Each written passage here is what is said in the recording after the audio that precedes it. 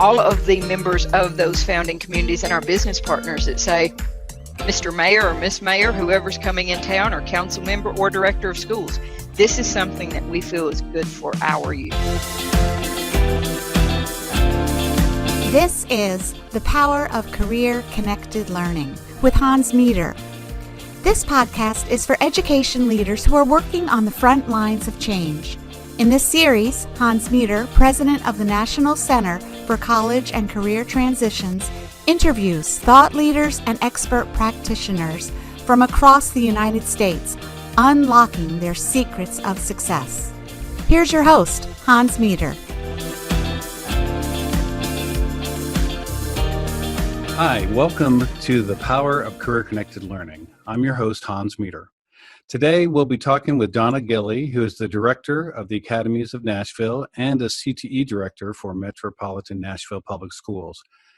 Donna helps manage career-themed academies across the district. She works with business partners to create engaging activities for students and creates and facilitates professional development for teachers. Donna's been involved in the support and management of academies since 2007 at the district level, and she became director of the academies in 2015. Prior to her work at the district office, Donna spent 17 years in the classroom teaching a variety of business courses. She received her undergraduate business degree from Belmont University and a master's of business administration from the Jack C. Massey School of Business at Belmont University in Nashville, Tennessee. All right. Well, welcome, Donna. Welcome to the podcast today. Oh, thank you. It's great to be here with you, Hans, and just excited to talk about one of my favorite subjects. Absolutely, and we've known each other a long time. It's really been exciting to see what you've been doing with the Academies of Nashville. So why don't we start off, and if you could just give us kind of a big picture explanation of what is the Academies of Nashville. The Academies of Nashville is really taking a large, comprehensive high school and dividing it into smaller learning communities. And, you know, when we started this work, it really wasn't even about connecting students to jobs and careers, to be honest with you. It was about helping students belong to something. It was about developing these smaller learning communities in these large, comprehensive high schools. And so if you think for a moment, if you go in our largest high school in Nashville, there's 2,500 students there. Under the academy model, instead of being one of 2,500, you would be one of 450 to 550 students in that academy. And so it's really a model where students, first and foremost, it's based on relationships with the students, the staff, business partners, and stakeholders. But also it's divided by interest so that students are applying what they're learning to something they're really interested in. So how many high schools are there in Nashville, or large high schools? We have 12 zoned high schools, what at one time, pre-academies, we called our comprehensive high schools. Now those are the Academies of Nashville. So we've got probably about 20,000 students in high school in Nashville, and within the academies we have about 16,000 students. So we've got a few non-traditional, we've got a few academic magnet schools, so a few outside the realm of the academies, but for the most part, the academy model is how we do high school in Nashville. Okay, great. Could you take us back to the beginning, kind of tell us the origin story of the academies? Sure. Well, it wasn't a pretty sight, but I have to be honest, and you know, I always love starting with the why. And honestly, the why back in 2005 in Nashville, we had about a 58% graduation rate. And as you mentioned, I've been an educator in this district now for 31 years. And so that is not a statistic that I'm proud of. But what I am proud of is that we brought a group of principals together with people from our community that basically had to admit that what we're doing is not working. And as a matter of fact, organizations just like yours did a report, and one of them reported us as a dropout factory. And I don't know if it was that report that got our attention or the fact that we were about to be taken over by the state, but we knew we had to do something bold and something courageous and something different and something more than a program. And so it really was a time where we pulled our partners together. And, you know, as I I talk to other communities from across the globe now and talk about how to make this happen and make it sustainable. As I look back on, almost a decade and a half now, it really wasn't about we educators. It was about we community. I often say that the Academies of Nashville are not the Academies of Metro Nashville Public Schools. They are truly the Academies of Nashville. And so the partners within our community, they pulled together. And back in those early days, I remember there were about 60 partners that came together from all stakeholder groups to really try to envision, what do we want a high school graduate to look like? And sort of backwards design, we use that reverse engineering approach to build the academies and truly what we know it is of the Academies of Nashville today. And so while it wasn't a pretty picture, what we knew is students weren't engaged. They didn't want to come to school. They didn't understand the why they needed to learn something. And they were belonging to groups, but it wasn't our group. At that time, the gang population was very high in the age groups of 16 to 22-year-olds. And we knew we had to do something different. And so that's when we really started studying different models. And we landed on this and decided that we're all in. And I can't say that's just an education effort. It truly has been a community effort. And anyone that is approaching this work, in my opinion, that is the way to go, that it has to be owned by all facets of your community. So you decided you were going to take your large schools and create these small learning communities and build the different SLC small learning communities around career themes, right? And then you also created like a freshman experience or a freshman academy. So about the time, and I often say we truly had an alignment of the stars and the planets when this happened, because there was an SLC Smaller Learning Community grant through Federal Department of Education.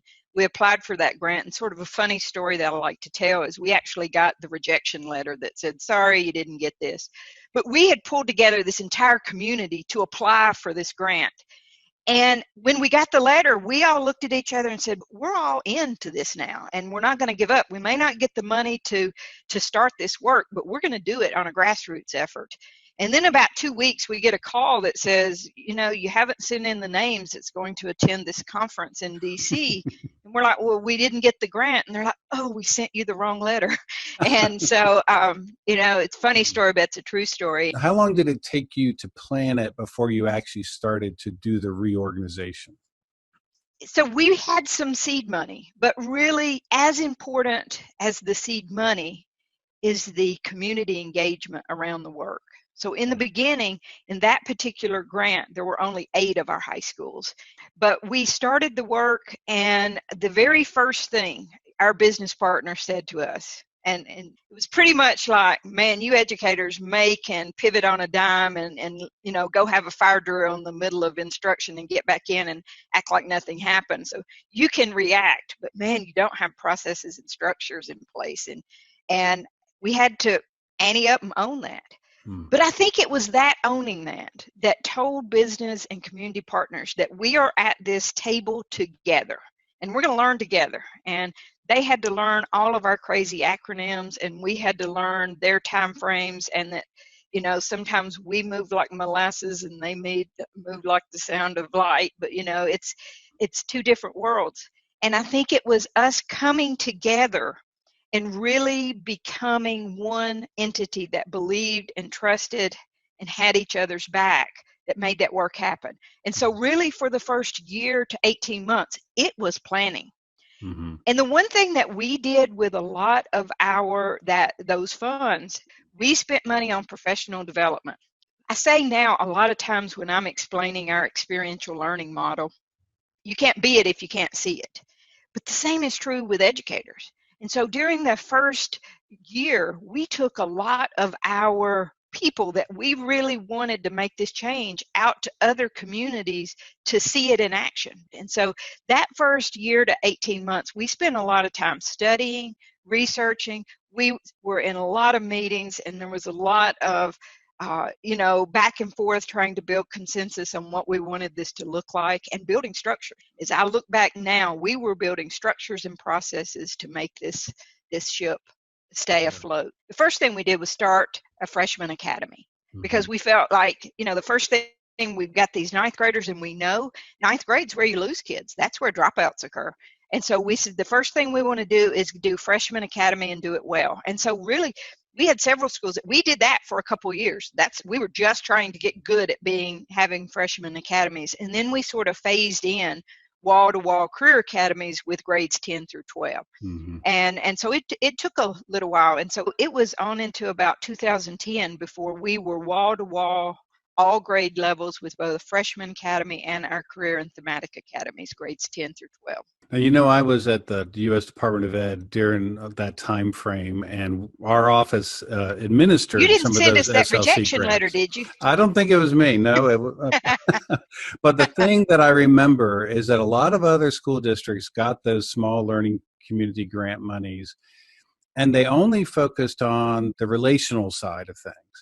And honestly, that wasn't enough to really make a difference. I think the fact that you blended the relational small learning community stuff and the career exploration, career development really made it stick. And I think also the fact that you had such good business involvement, it forced you probably just to stay focused on results, where I know a lot of other grantees probably it seemed like once the money went away, whatever they were doing stopped happening.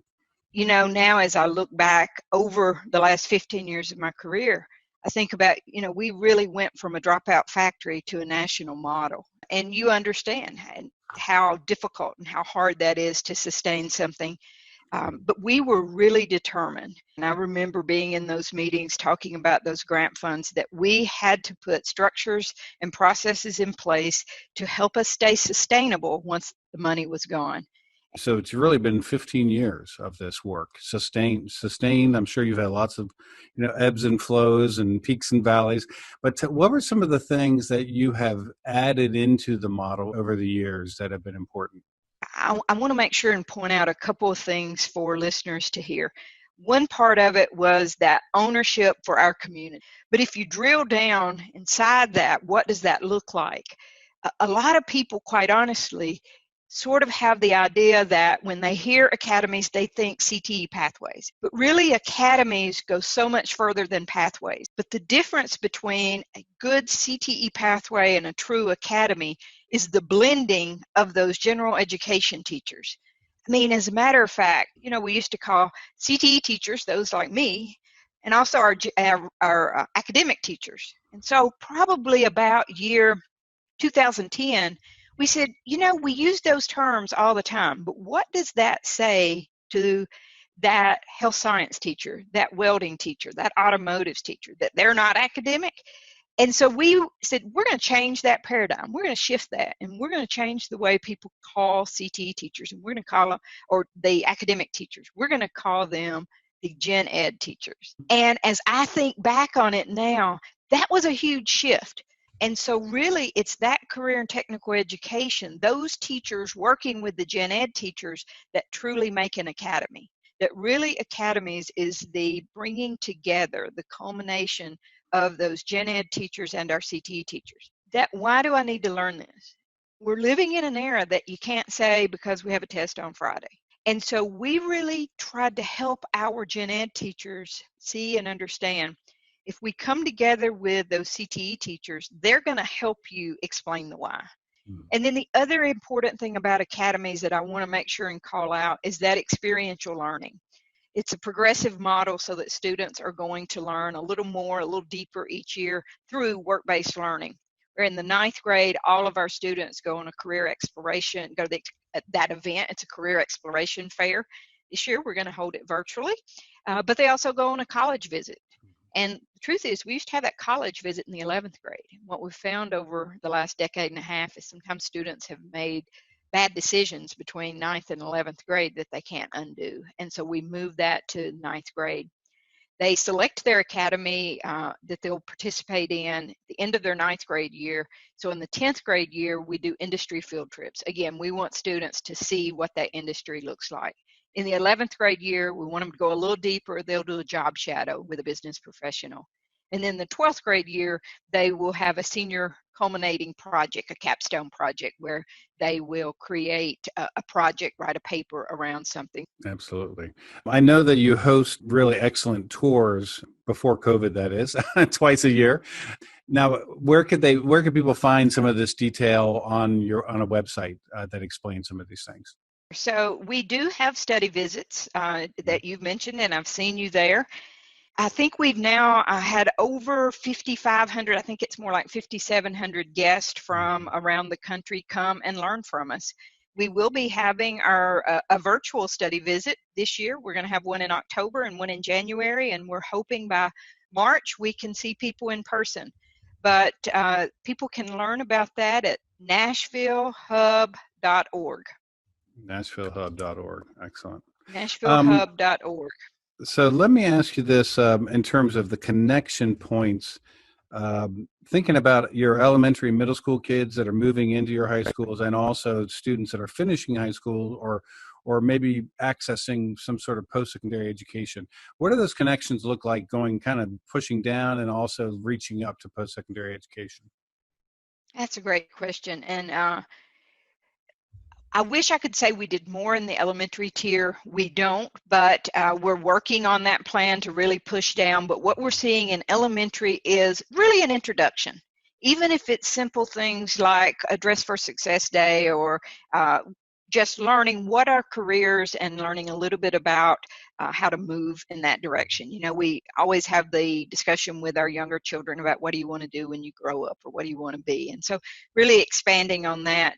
And while that's going on in pockets, we don't have sort of a strategic plan for it. And that's something that we're working on. Mm-hmm. But I will tell you, we are very strategic about reaching down to the middle school. And what we have done here in Nashville is to take a STEAM approach, and it's really an instructional approach, science, technology, engineering, the arts, and mathematics with all of our middle schools. And we start that career exploration in what we call expeditions. So all of our middle school students go on STEAM expeditions. And the idea is, if you think of all of the pathways that we have in our 35 academies at the high school level, they're always going to connect to STEAM in some way. And so instead of getting more granular in the pathways, we're really doing a thematic of STEAM at the middle school and starting that exploration with what we call a STEAM expedition. Okay. On the other end of that spectrum, reaching out to our post-secondaries, we're hard at work at that. And what we want to try to create, and we've got some work going on right now in 4 specific schools, where we create these very defined pathways that students can start their work in high school, but end with a technical skill certificate at one of our local community colleges. In some cases, with, for example, in central sterile processing, students could graduate in May, do 3 courses of observation, sort of clinicals during the summer, and by August of their graduation year have a technical skilled certificate in central sterile processing and go to work. And so we're really trying to build out those pipelines so that we can start talking with parents really as young as 10th grade, but certainly that they'd be taking early college credit courses in 11th and 12th grade and doing that work. But also we're starting pre-apprenticeship programs where last year we launched what we call Career Launch. And you asked earlier about how we had added things over time, and I'm just realizing I probably didn't answer that very well. And so is it okay? You want me to go back and answer that now? Yeah, sure. Go ahead. Yeah, tell. So, you know, what I explained was the general structure around experiential learning, the combination of gen ed and CTE, but some of the other structures that we've added along the way. For example, it wasn't until 2015 when we were going to have a new director coming to town that we created what we now call our guiding principles. And really it was because we had a new director coming to town, and there was this fear that, like many times when a new leader comes in, that they may not like this shiny toy and want to bring in their own. And I put together put all the principals, the high school principals, academy principals in a room, and we just had some conversations about what are those non-negotiables. If we're going to do academies and we want to talk to the new leader that's coming in about academies, what are the non-negotiables? And before we left that room, we had a list of 11 items that we now call our guiding principles. And we didn't do that to 2015. You know, if I was talking with the community now, I'd say back that up a little bit, but we didn't do that then. Those have been helpful. I've used them with some other clients as a jumping off point, and we've kind of adapted them, but it really helps for people to kind of have their constitution of how clearly spelled out what the structure is going to be, what the expectations of teachers and employer partners and school principals, et cetera. It really helps a lot. It does. And, you know, every year, without a doubt, I'll have a principal call me and say, hey, I've got this great idea. I think I want to have this skinny block and I want to have 7 periods a day. And I just say, hold on a minute, and scurry over here and I get my guiding principles and I say, but number blah, blah, blah, we're all going to be on a common schedule because it's what's good for kids. And so it really, and the fact that they didn't come from me, I mean, truly, when I did that with that group of principals that day, I literally put some duct tape on the floor and I had some red, some yellow, and some green. And every time we talked about one, I said, okay, go to your spot. Where are you? And we didn't adopt it, so to speak, as a guiding principle until all 12 of those principals were standing on green. And so it really wasn't Donna or the director of schools. It was the principal saying, this is a premise. This is, you know, at one time toyed with the idea of calling them non-negotiables, but that was a little negative. So we wanted to call them our guiding principles. But they've been very helpful for us. Yeah. But some of the things, just small tweaks really along the way, because we really feel very, very strongly about doing this work with fidelity. And what's easy, as you know, for any of us, you know, when we get on a diet and after we've plateaued or an exercise program, it's really easy to cut the corners. And so what what we work on here in this district is to really have fidelity to those guiding principles that are still producing the effects, the impacts, the outcomes that we want to happen. And we tweak along the way to just maximize those outcomes. One of the things we've learned over the years, for example, is there was this notion from students and teachers and administrators that if I was in the freshman academy, maybe I'm not seen as a strong teacher or a strong administrator, and it's almost like you'd start there, but I want to graduate to one of the career academies. And so really people in our freshman academy felt like stepchildren. But the truth is, you and I know the freshman academy is the foundation. It's the most important academy in a building. And so we, year before last, it came out of our annual retreat. We really said we're going to have a freshman academies 2.0. And we really changed some of the structures. And we had schools doing best practices. And quite honestly, we went around and gathered up all of the best practices and sort of institutionalized them. And so now we even have an advisory board in the freshman academy. They're represented on our partnership councils. And then we've got these milestone celebration events and activities that occur throughout the freshman academy.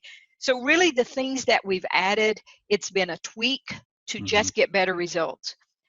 We probably didn't have the level of early post-secondary, or we call them EPSOs here, in the early days of the academies. And that's something we've really focused on over the last few years. So helping our students get industry certifications, and now we're moving into the phase of stackable credentialing.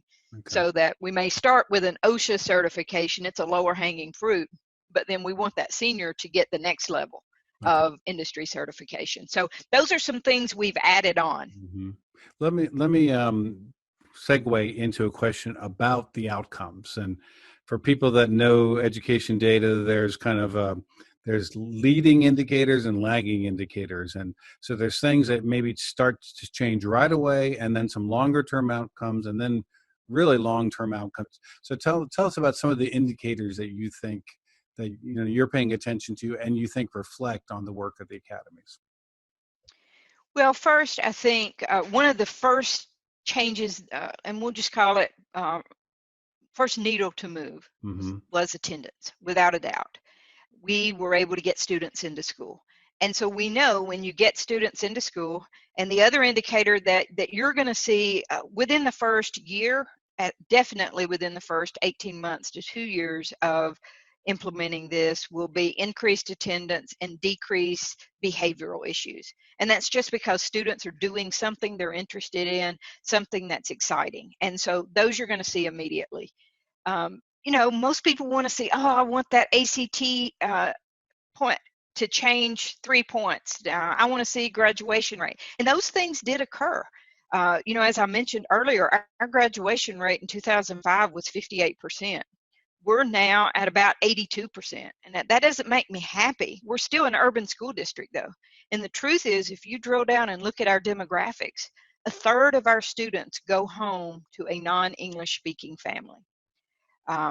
We've got about 20% of our students are exceptional education students. So we're still an urban school district, meaning that there's a lot of transient students that move in and out of our community. So we're not just shouting from the rooftops at an 82%, but I think everyone knows an overall graduation rate for an urban school district at 82% is pretty good. And so we've been able to move that average. That's about the national average of all schools, their high school graduation rate. So that's pretty good. So I'm really proud of that one. But honestly, one of the predictors that I'm most proud of is that we know that from students, we're kindergarten through third grade, we can predict what that student, how they're going to do on their ACT and everything else. And so we look at our predictive scores. I mean, it's really hard because we're wall-to-wall academy, so it's not like I can take an academy school and compare them to a non-academy school in Nashville, because our only other non-academy schools are academic magnets, and that wouldn't be an apples-to-apples comparison. And so it's really hard for us to compare there. But one of the things that I'm proud of is we have predictive scores for students. And so we'll have those predictive scores where students stay on track to middle school. But when they come to high school, in almost all of the English language arts and the mathematics, they're outperforming their predictive score. And for me, I think that is because they're learning the why. They're not just learning how to solve equations, but they're learning, why am I learning to solve equations? And that sticks. And so I am very proud that consistently over time, we've been able to see that our high school students in the academies outperform their predictive scores. So let me just clarify. So a predictive score would be like you have a standardized test, and in most places, if you have this score at the middle school, you're going to score this level, 9th grade, 10th grade, 11th grade. So you have this national norm on some of these assessments. Is that how that works? And so within, and I'm not a data expert, so, bear with me there. But as I work with our research department, there are these predictive scores on ACT, but also end of course exams for all, a whole array of standardized tests. But specifically, because what I want to drill down to is the same question you're asking. What does this mean about academic performance indicators, and how are you moving that needle? Mm-hmm. And we are showing an increase that they're outperforming their predictive score.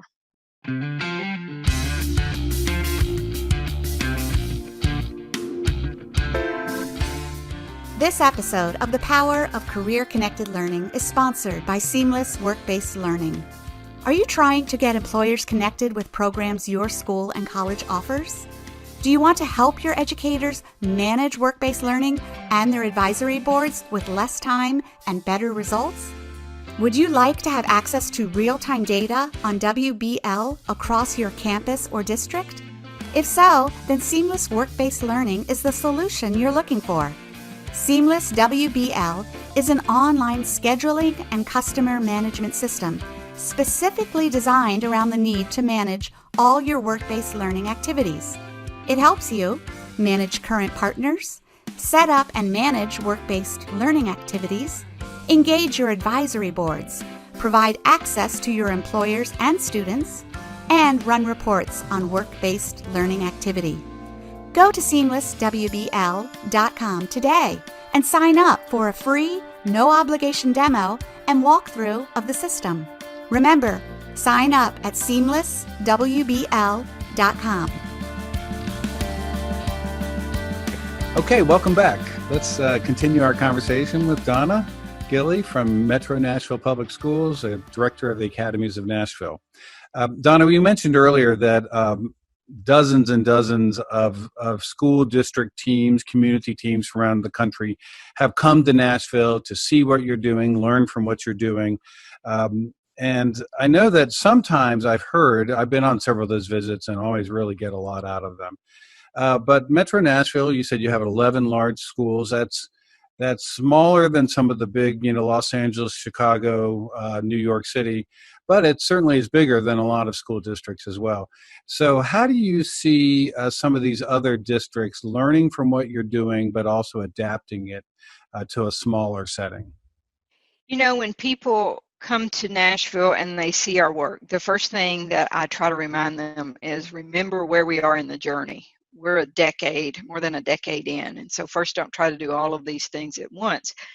But they also see that we have a convening partner of Alignment Nashville, and they help convene our partners. We've got the Chamber of Commerce and an organization called Pencil that basically bring our business partners to the table for us. And immediately, a lot of smaller districts say, well, there's no way I can do this. And so what I always say is, don't go home and remember the organization. Go home and remember the role they played.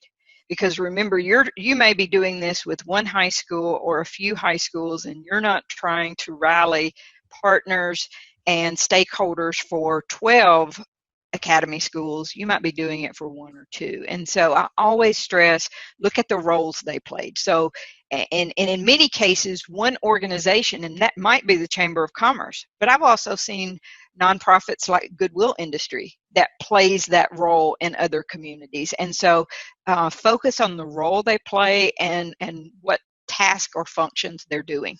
Mm-hmm. That makes a lot of sense. Who are some of the other school districts or communities that have learned from you and maybe are doing something really that you think is pretty noteworthy? Wow, we've had several communities from around the country and world, and maybe I'll start sort of wide and narrow in, but we've had communities from the northern part of the United Kingdom and Scotland that have been very active in coming to learn from us. And that's been interesting because, they have a totally different educational system, but we've been working with them over the last couple of years to really kind of translate and say, what would that look like in your community? Hawaii historically brings a lot of schools and visitors to learn from the academies, but then within the continental United States, really on all four corners. Certainly, we've had large school districts like Phoenix, Arizona. Right now, Little Rock, Arkansas is doing a regional approach where there's 4 districts within a region. But also, if I think north, I think Racine, Wisconsin, Hampton, Virginia. Midwest, we've got Freeport, Illinois, Rockford, Illinois, and then south of us, we've got Vicksburg, Mississippi. We've been so fortunate to really just work with lots of communities, and they really have been of varied sizes. We've really been able to work with communities all over the country and world. And the thing that I think helps us the most when people come to our study visits, the one thing that we always do is we only put practitioners out in front of people. So it really isn't that you can read a book and then tell people how to do academies. If they're listening to an academy coach talk about that role, it's because that person is or has been an academy coach or an academy principal or a board member. And so it really is, I think there's a sense of credibility when people have done the work and been through the implementation phases.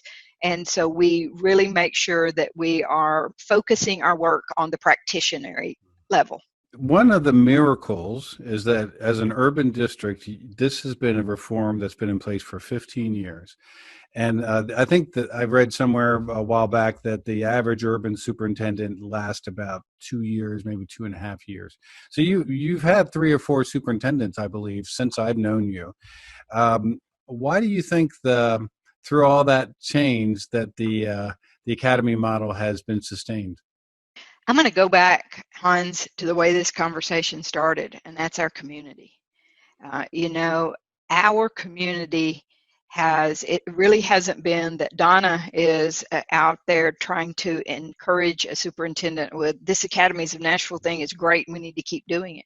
It's our community, so I don't even have to do that work.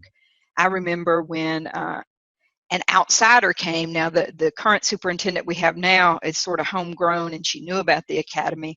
But a few years ago, we brought an outsider in, and there were lots of listen and learn sessions. And honestly, it was our business partners and what I call our founding partners. That's Alignment Nashville, the Chamber of Commerce, Pencil, and then, of course, our national partner of Ford Next Generation Learning. They went to all of these sessions, and they became the voice. And you know, it's not really just the superintendent, but if you look on the flip side of that, we've been through three or four mayors, different council members, and it really is the community that keeps this work moving. And so it isn't just Donna pushing for this is the way we do high schools, but it's also all of the members of those founding communities and our business partners that say, Mr. Mayor or Miss Mayor, whoever's coming in town, or council member or director of schools, this is something that we feel is good for our youth. Well, so let me throw something in for you and get your reaction to this. You know, as I've worked with some school districts around this kind of effort, it's really not that hard for the school district to get on board and start making changes, et cetera. But it becomes basically XYZ school districts, career academies, and getting the business community and really having them be a full partner where they have some ownership. That's kind of scary for schools, and it's a little messy, and it probably slows things down in some ways. But on the other hand, it sounds like it also makes the reform stronger in the long run. So you want to comment on that? Sure. And I love that you said it slows it down. And what that reminded me of is someone that we both know, Star Herman, used to say all the time, and still does, slow is smooth and smooth is fast. And matter of fact, I'm talking to a principal in another district, and I see what it is. It's fear. She doesn't want to bring the community in. But if you don't bring them to the table, they don't own it. And it always becomes the district's problems or the district's success. And you really have to get your business and community partners to the table. And the hardest thing is to get them to the table and do something, because we educators, we can get around the table and plan something for a long time, but we've got to activate on an action plan and show results. But you know what I learned, the biggest thing through our decade and a half of working is just building that trust. And sometimes that means that we check our egos at the door, because sometimes you have partners that want to be a partner because they want to have a pipeline of employees or a pipeline to their post-secondary.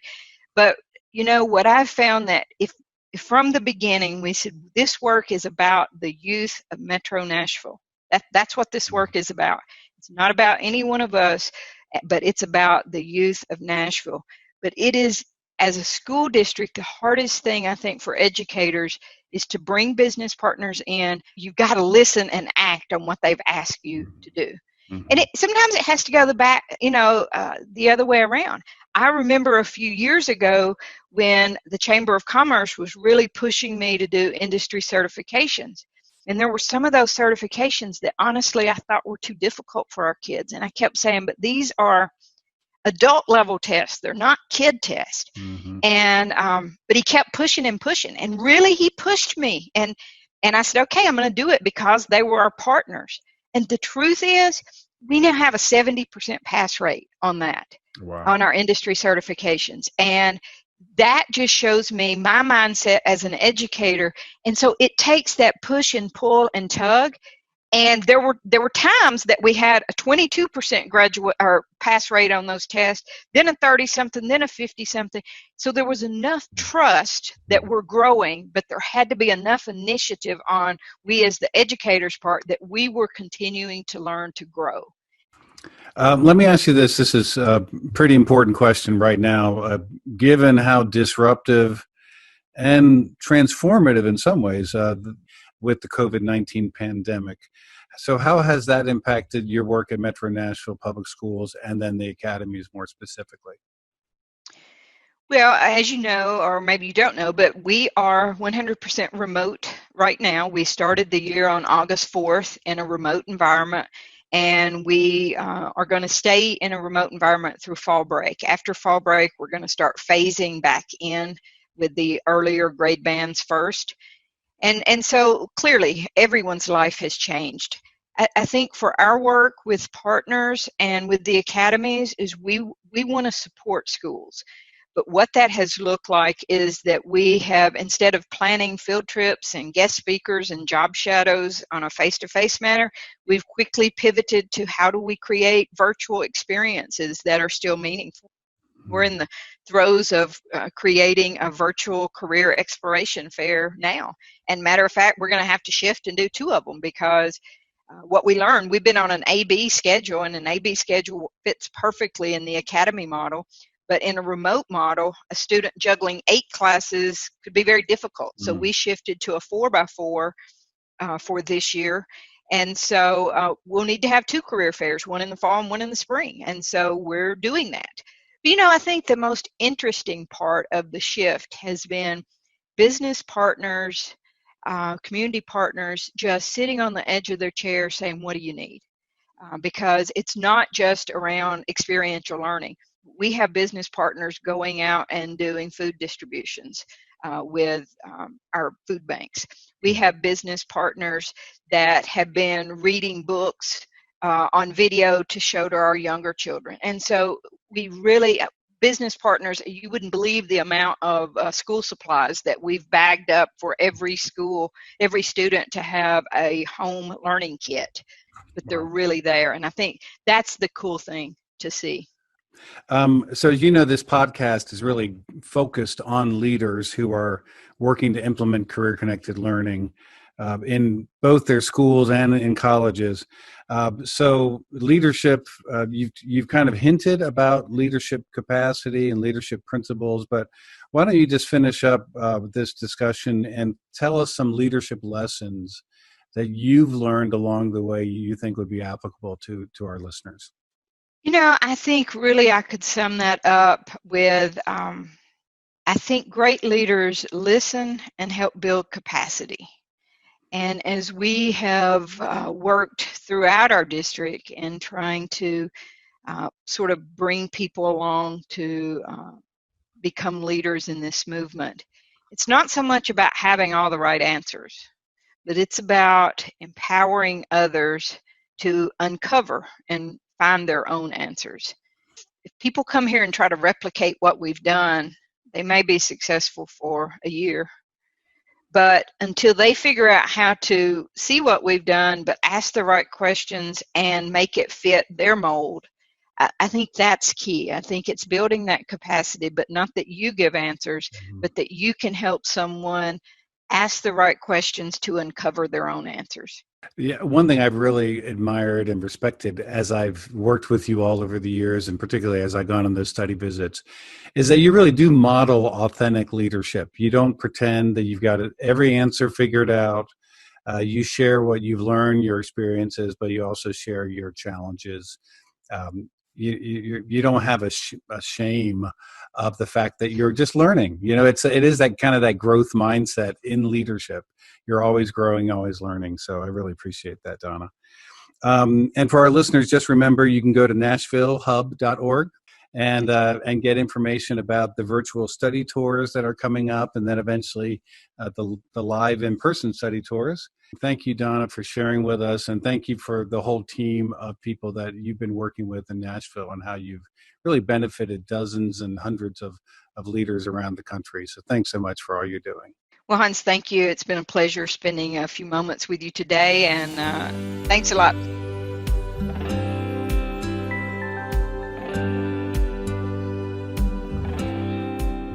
Thanks so much for joining us for today's show, and thanks again to Donna Gilley, the Director of Academies of Nashville with Metro Nashville Public Schools. You can check out the show notes for this podcast at the NC3T website, nc3t.com/podcast, and we'll provide links so you can get more information about the Academies of Nashville. Also, I want to thank each of you who share this on social media, make sure you use the hashtag PowerCCL so that we can see what you're posting. And if you're getting something out of the podcast, please subscribe so you'll get each podcast delivered to you. And would you rate us and write a review wherever you consume the content, and also download the podcast? These all help create better exposure for the show. As we close the program, remember, let's keep our eyes on the goal, helping every young person pursue a vibrant life and meaningful career through the power of career-connected learning. Thanks.